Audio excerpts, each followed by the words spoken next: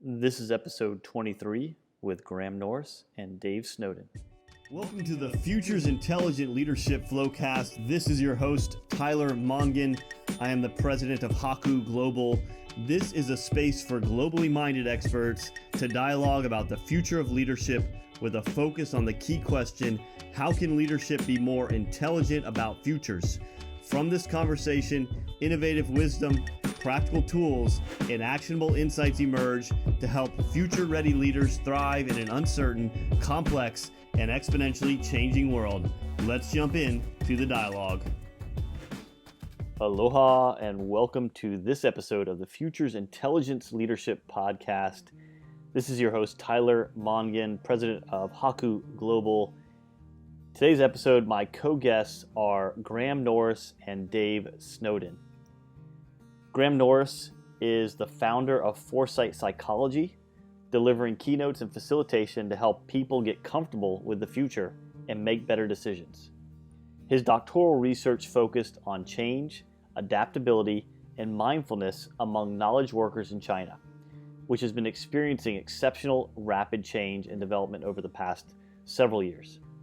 The subjects of the study showed that resilience and flexibility are key to overcoming biases and primal thinking that make optimal decision-making in the modern world challenging. Dave Snowden is a returning guest to the podcast. We're happy to have him here today. Dave is the founder of Cognitive Edge, which was founded in 2005 with the objective of building methods, tools, and capability to utilize insights from complex adaptive systems theory and other scientific disciplines in social systems. Even if you're not familiar with Dave, you may be familiar with or even used one of his decision-making frameworks called the Cynefin framework, which is developed while at IBM to help understand the context for decision-making. You can find out more about Dave and his work at www.cognitive-edge.com. In this dialogue, we discuss how uncertainty impacts our understanding of space and time, the limitations of self-awareness and memory, the importance of disposition in complexity, how to navigate crisis using diversity and distributive decision-making, why leaders need better decision-making metrics, and why we need to get rid of the culture of the individual leader and embrace contextual and crew-based leadership. Let's listen.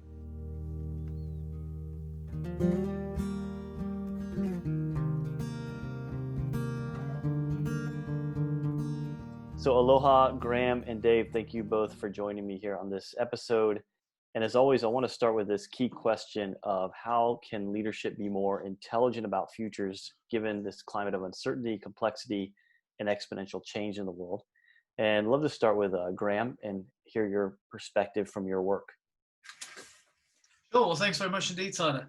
I think looking at the pandemic, I've just been sort of blown away by looking at how this disruption has really shifted people's perception of space and in particular time. And that's something we can look at later on. But maybe addressing your specific question, I guess awareness is really the first thing that really comes to mind, and awareness of probably a couple of things. Awareness of uncertainty and the impact that uncertainty has on the way we think. And I think because we are sort of, our brains are sort of little prediction machines. And when something comes along that sort of shakes all of that up and creates a lot of uncertainty, like we're seeing at the moment, the impact of that is, we're sort of highly motivated to reduce that uncertainty. And that can mean, for example, trying to gather lots more information, which itself presents a whole host of problems. Or trying to boil things down to some sort of binary black and white answers that oversimplify the situation, or even just sort of simply giving up and not sort of doing anything at all, letting the future hit us. And so you see that with people saying, okay, wait and see, or talking about going back to normal, that kind of thing. So awareness of the uncertainty, the psychological impact of uncertainty is one thing. And I say the other thing, the other sort of awareness is of our limitations. So even though we are little prediction machines, and we are one of the few animals that can think productively about the future, we're still not very good at it. Our memories are notoriously unreliable. We take into account the wrong information. We don't analyze it very well. We don't look at all the options. And so I think sort of understanding those limitations, that sort of thinking about the future really isn't a strength of ours, and acknowledging that and seeing what we can do to use the tools and the methodologies and everything else of foresight to help us make better decisions. So I think those two areas are what's really stand out for me. Great, thanks, Graham. And Dave? Probably a slightly different take on this. I think part of the problem we got with uncertainty is we confuse leadership with the leader. So we assume the individual is paramount and the individual's psychological state is that. And we're kind of like, we're not so much prediction machines. I think that's the wrong metaphor, both the concept of prediction and machine. What we are is pattern sensors, and we're better at sensing patterns in collective groups than we are individually. So we evolved to make decisions as extended families and tribes.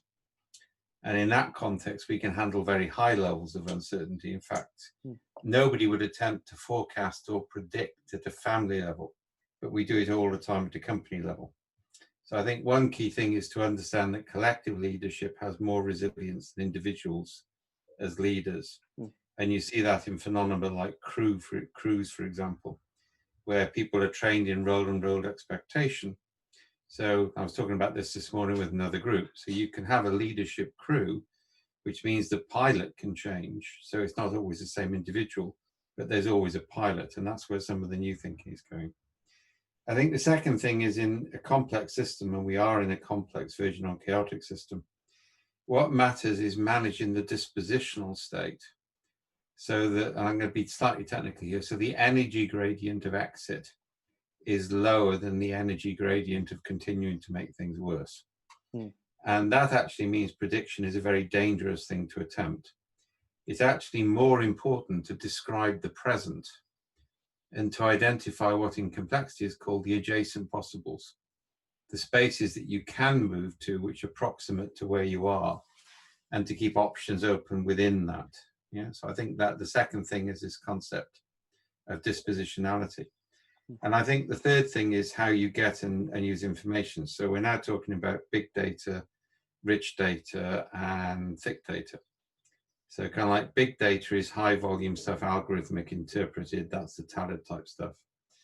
Thick data is ethnographic data. And then rich data, which is where we work, is self-ethnography or abductive research, where you're actually using a cognitively diverse group of people to actually sanitize and feed you data, so you can see wider patterns within that. Yeah. And one final point, going back to where I started on the individual, most of us don't talk, for example, these days about cognitive bias, because what you've actually got are cognitive heuristics. Evolution doesn't throw out things which don't have utility. And every single bias actually collectively has utility, because it reduces the cost of making decisions, the energy cost of making decisions. So things like inattentional blindness mean that we can actually cope. If we paid attention to everything, we couldn't cope with the volume of information. So once you recognize that, that's where you move into this culturally diverse interpretation of data, so you can see dominant patterns and outlier patterns before you make a decision. Yeah, I think that's really interesting. Like, because I know a lot of people do talk about bias as, you know, it's inevitable, it's there, but as a leader, you're supposed to try to get rid of it, you know, or are you supposed to try to work with it? What's your take on that, Dave? You can't get rid of it. Yeah. So if we take the classic case in inattentional blindness, if you give radiologists or highly trained individuals, a batch of x-rays, on the final x-ray you put a picture of a gorilla which is 48 times the size of a cancer nodule, and you've previously asked them to look for anomalies, 83% of radiologists won't see it, even though their eyes physically scan it, because they're not expecting to see it. Now, in overall energy terms, that makes a lot of sense. But under conditions of uncertainty, you need to find the 17%. Now, that won't be done by leadership training exercises or focusing on individual or trying to get rid of the bias. It's done by presenting situations to literally thousands of people for abstract interpretation. So you can find dominant views, but you can also find minority views like the 17%. And that's kind of like distributed decision support. Mm. And that's built on the weak signal detection work that we originally did for DARPA in the US, both before and after 9/11. Is you're not going to see things by becoming more rational. You're going to see things by becoming more distributed, if I was summarizing it quickly. Mm. Any follow-up thoughts on that, Graham? No, I totally agree. Yeah, I mean, some of the things I've looked at in terms of how people come to the decisions is because, for example, people's memories are not that reliable at an individual level. Yeah, it's impossible really for people to maybe impossible is a strong word, but very difficult for people to address those biases and sort of tackle those heuristics. And but at a group level, they can still come up with productive decisions that will be safe for them for the future. So, for example, I was looking at a sort of hunter-gatherer tribe in Madagascar, and individually they can't remember accurately what happened in the past and how much rainfall there was, and if they planted crops, what the results was. But as a group, they could still know and still diversify the risks by planting things that were either productive in the rain or not productive in the rain, so they wouldn't be short of food if there was or wasn't rainfall. And so as a group they could do that, but individually they would have probably failed and perished. So that cognitive diversity was essential there. Absolutely. Yeah. Dave, some thoughts? Well, on that, I think this is kind of like difficult, all right? I think that the danger is we go down simplistic routes, yeah? Or we try and jump on a single approach. Basically, you make decisions very differently in different contexts. And the level of collective variation you need changes, yeah? So if we're doing work at the moment on EU handbook and how to manage a crisis. So if you're in a crisis, you've got a variety of routes out. So for example, it's quite probable you've just ignored previous experts. And there's nothing especially wrong with that because somebody always advises you of disaster. So if you're a politician, you've got about 50 disaster predictions in front of you. The fact that retrospectively, it turns out the one you should have paid attention to is one of the ones you didn't is not really your fault when it comes down to it, right? But if you are in that crisis, then probably you need to go and apologize to the experts you ignored and under-resourced and let them run things for a bit. If you're not sure which expertise to judge, so for example, the conflict between behavioral science and epidemiologists within the UK government decision-making, you probably need to actually get highly focused transdisciplinary competition over no more than 2 or 3 hours between different expertise to see what's in common, what's different, how you should apply that, and there are structured methods for that. If you've got a series of hypotheses, each of which is coherent, then you run safe to fail experiments. If you're not sure you've got all the hypotheses identified, you do a mass scenario situational assessment and you involve very large numbers of people from different backgrounds. So the key thing is to have those tools and capability known and ready to run for when you need them. You can't be rushing to ad hoc decision processes for a crisis after the crisis has happened. And one of the ways we talk about this is you need to create network capability for ordinary purpose that you can then activate for extraordinary need. So creating networks in a crisis is better than not having them. Creating them before the crisis, then repurposing them, that's actually more stable. Now, have you, I guess for both of you, have you seen, I'll start with Graham, have you seen some good examples of leadership, or what's your take right now, I guess, on leadership in general and what you've seen and how they're responding?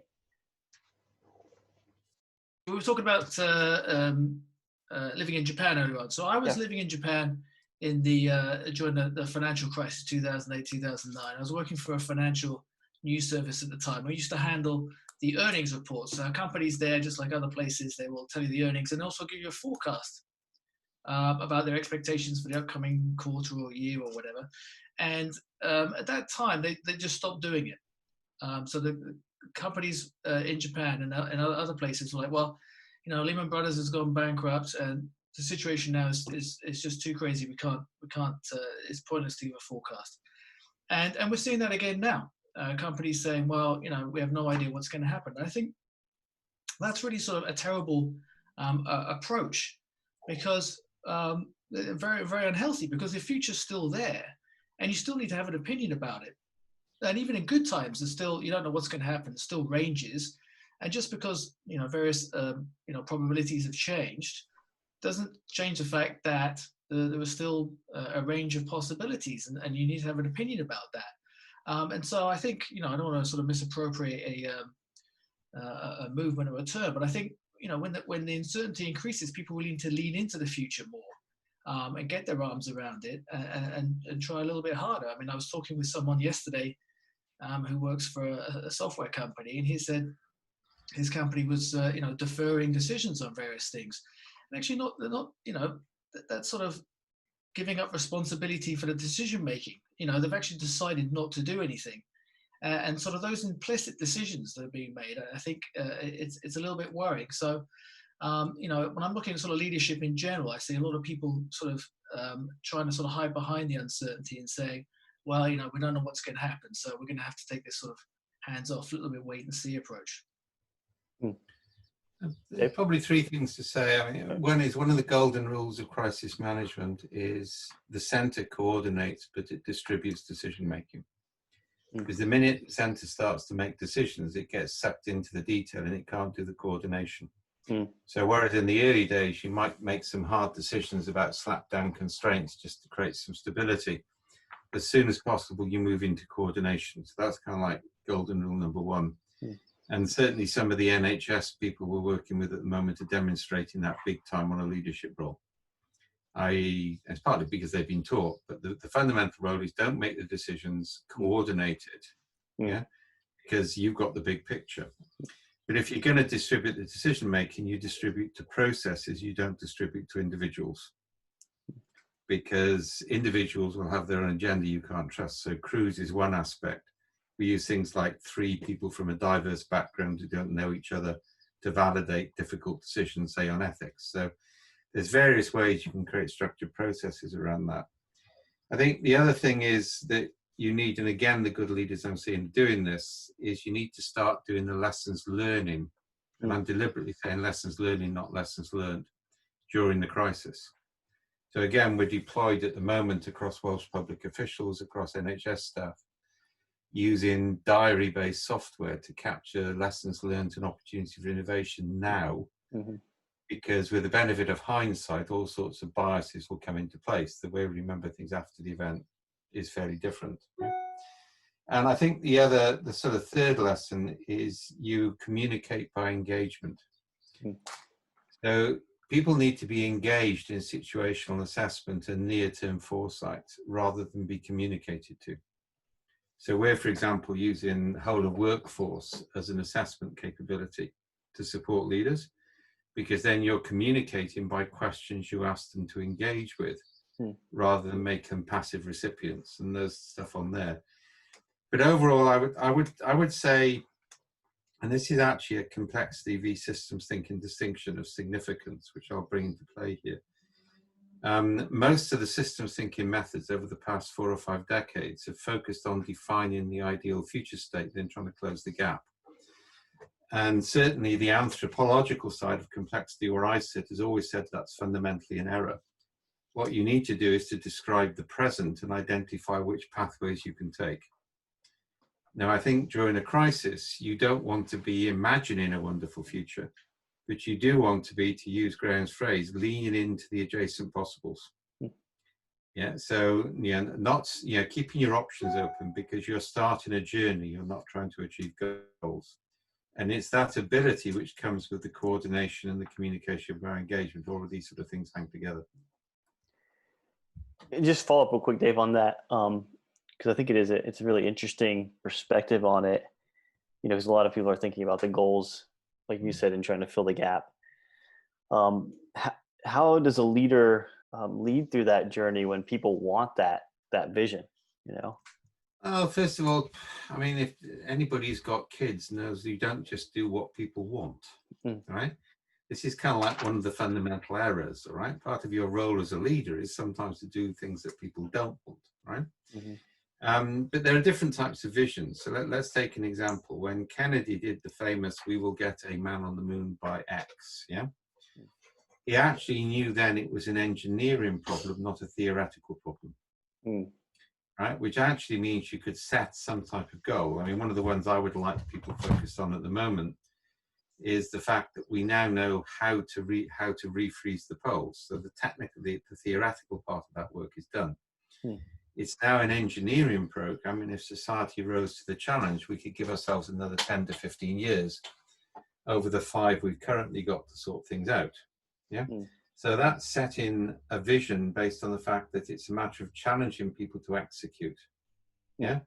And it's achievable and it's alignable, and the criteria aren't so tight that you can have flexible goals and flexible achievements. Yeah. Kennedy actually took a big risk. Yeah. But it kind of like played off.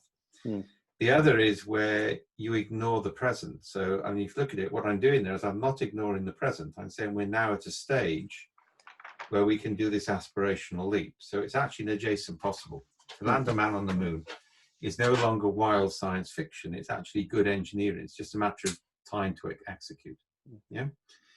But the danger is people don't do that. So what actually happens, and leadership theory over the last 30 years has perpetuated this, the leader sets the vision. They ignore the present. The leader is brought in from outside. We no longer promote leaders internally. We hire people in sideways from consultancy firms. And they ignore where we currently are in favor of where we should be. And that's what's really dangerous. Yeah.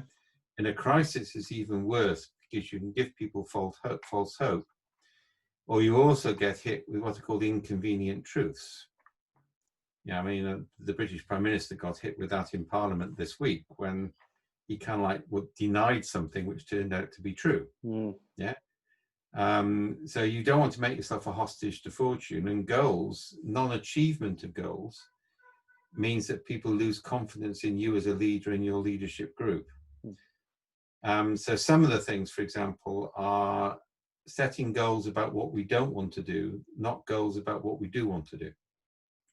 Because it's much easier to actually get agreement on the negative and to avoid the negative than it is to focus on a positive. It gives you more options, gives you more confidence, which actually matches fairy stories. All fairy stories we tell our children are not stories about achieving the family goals or the KPIs. They're stories about things that we don't want children to do. We teach through failure.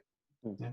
So I think this sense of direction is the key thing. A leader's goal is to set a sense of direction and be open to discovery on journeys. Because if you start a journey, you can sense novelty, you can change what you do. If you have very specific goals, you either achieve or don't achieve them. It becomes binary. Any follow-up thoughts on that, Graham? No, it's a very interesting perspective, actually. It almost talking about the way you approach the future is sort of dependent about your attitude toward the present. And so I think that's a really important point, is to understand the present properly. Otherwise, your bearings towards the future aren't quite right. Because often. It reminds me of some research I was reading about hot stimuli. Are you familiar with hot stimuli? Maybe you are, Tyler. You're looking at neuroscience. Yeah, no, I haven't heard that term. Hot stimuli. So hot stimuli are sort of things that evoke the sort of basic instincts. So it can be sort of sexual desire or fear or hunger or these kinds of things. And they found that if you sort of evoke that kind of response in people, then they sort of give up looking at the future and everything comes about right now. And so they, their ability to sort of project into the future or plan falls apart. I think that the research is really about looking at, I think they got men to look at, women in bikinis cavorting around, or I think they even just gave them a bra to play around with. And then they would, their view of the future sort of just, there was a quaint academic term, a time perspective collapse toward the present. So basically, their view of time just became all about the present. And interestingly for women, I think looking at fast cars evoked the same response for some reason or another. And so, and you can see this a little bit now, is, people's time horizons seem to be shortening, to the fact that they can't even really tell even what sort of day of the week it is, or anything else. So, there are healthy ways to look at the present and unhealthy ways to look at the present, and being sort of distinguishing between those views. I think I agree with Dave, it's quite important before sort of trying to set a direction for where you want to head in the future. I think you need to be careful as well, because the problem with a lot of the psychological experiments, which aren't necessarily cognitive experiments, is that they reduce the variables to get a result they can publish. And we're having huge problems with replication of some of the classic psychological experiments at the moment, because minor changes in variables produce radically different outcomes. I think the negative thing is works in a subtly different way. So we know, for example, that cognitively, not behaviorally, the brain actually records failure faster than success. And it's not just the brain, it's a brain-body distributed function. And we think the evolutionary reason for that is avoidance of failure is a more successful evolutionary strategy than imitation of success. And also gratification, which is kind of like the hot point. Human beings have learned sacrifice as an option to gratification, and we've learned altruism. So there are other factors which kind of like come into play on this. And it's what Aristotle talked about when he said we have to train people to be virtuous.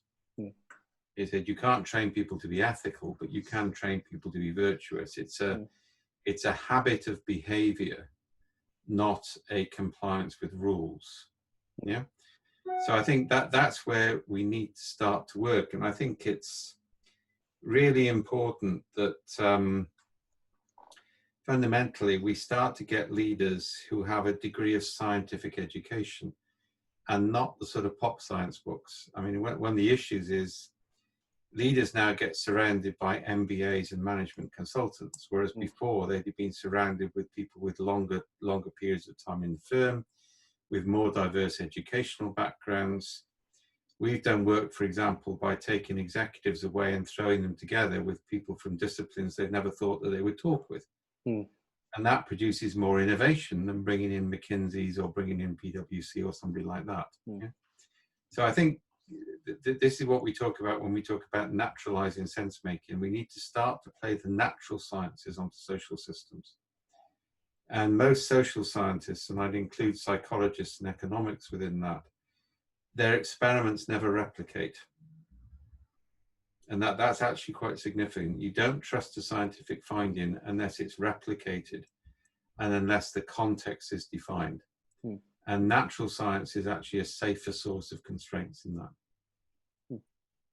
Any follow-up thoughts on that, Graham? Yeah, no, absolutely agree. I mean, social sciences in general do have a lot of trouble,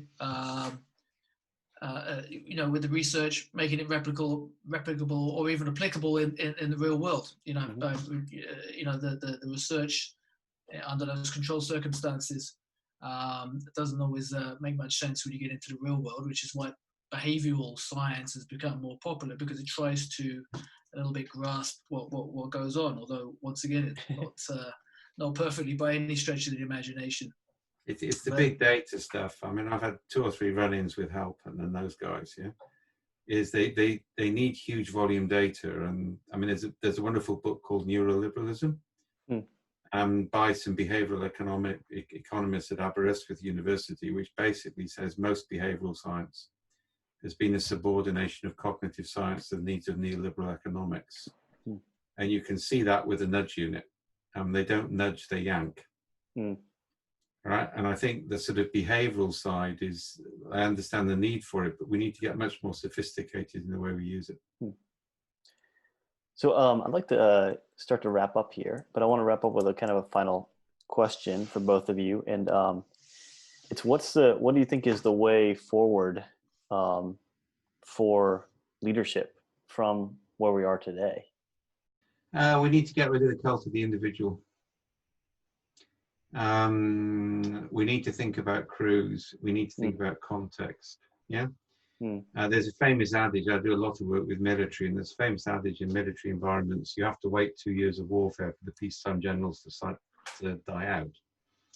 So if you go back to the Second World War, one of the most successful Allied commanders was Patton, who was an absolute bloody bastard, but he knew how to win wars. Yeah?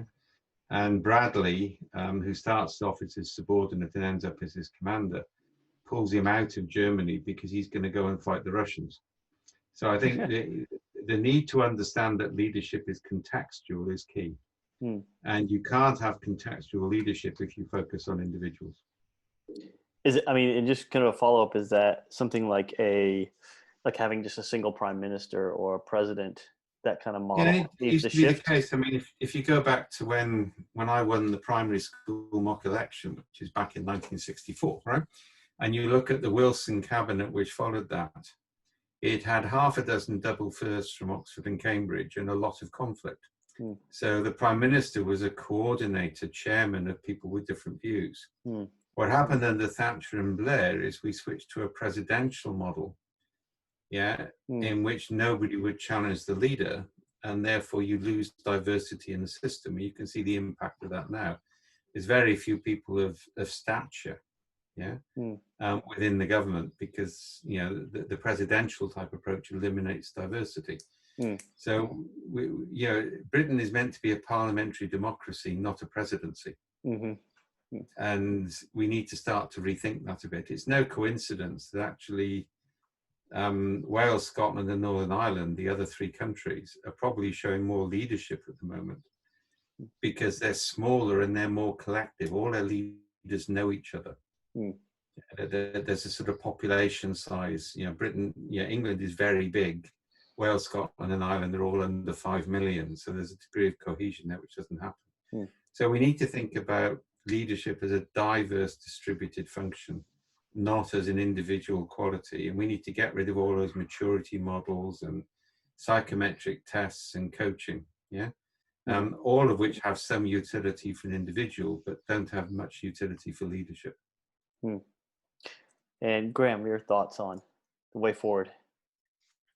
Well, I guess what I'm thinking about is really accountability, or a better understanding about the results of people's decisions. Because in a company, because there's a lot of things going on, and basically, leadership roles are often inhabited or filled by various people over time. It's quite hard for anybody to figure out what decision led to what result. It all just sort of ends up in the wash. And I think companies could do, or leaders could do a lot better in understanding, trying to monitor the impact of decisions over time. Not easy to do, but unless you start doing that, then it's almost like you can make any decision because you never know what the result is. And that partly maybe because of the sort of short cycles of reporting, but I think there could be a lot of benefit in terms of trying to really analyze the impact of specific decisions. Great. Any final thoughts, Dave? No, I think just remember those key lessons when in a crisis: centralized coordination, distribute decision making, engage by communication, and start the lessons learned process now. If you follow those three, you're going to be better off than if you just try and execute a goal-based approach. And Graham, any last thoughts? No, I think I've just been. I think I've already talked quite a bit about time and how people's times got distorted. I mean, even in space, in terms of space. I mean, I was in China at the end of January, and we were in Beijing, and they just shut down Wuhan a little bit early for Chinese New Year.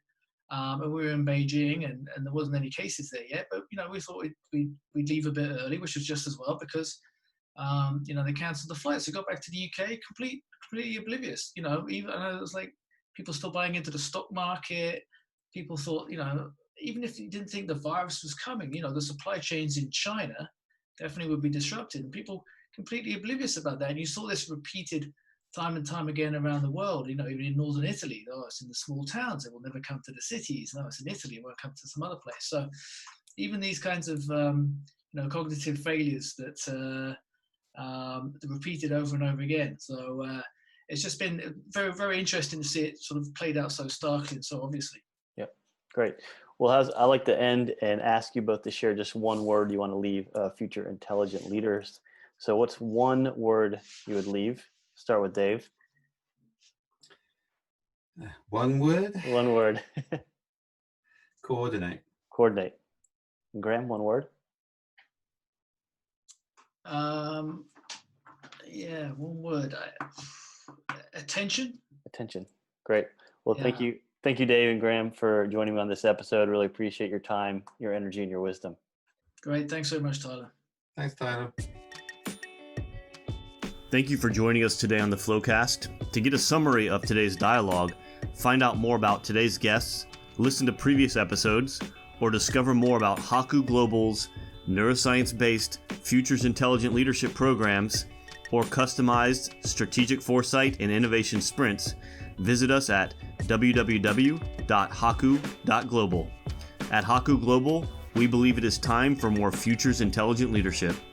The future is something we need to think more intelligently and feel more deeply about so we can collaborate to discover today's solutions for future problems. If you are in a leadership role and need support or training to scale futures intelligence across your organization, then contact us at Haku Global. This is your host, Tyler Mongan, and until next time, have a preferred and conscious future. Aloha.